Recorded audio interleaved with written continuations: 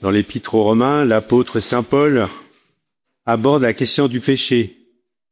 Le péché originel, est entré dans le monde par la désobéissance d'un seul, Adam, et s'est transmis à toute sa descendance. Et par le péché, la mort est entrée dans le monde.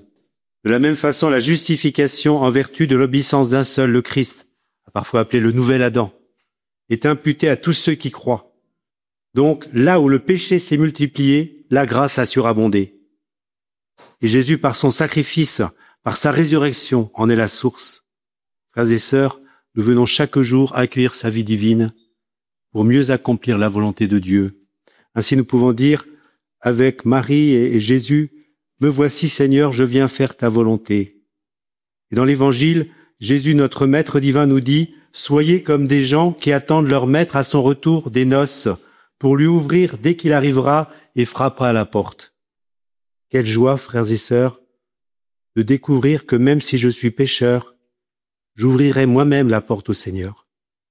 Au moment de la mort, c'est moi-même qui ouvrirai ou fermerai la porte au Seigneur. Personne ne peut le faire pour moi.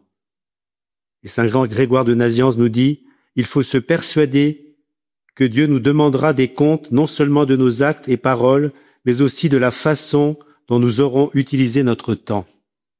Le chrétien n'est pas un naufragé sans boussole. Il sait d'où il vient, où il va. Il sait comment y arriver. Il connaît l'objectif. Il connaît les moyens pour s'y rendre, ainsi que les difficultés pour y arriver. Et Jésus nous dit souvent, soyez vigilants. Soyez vigilants.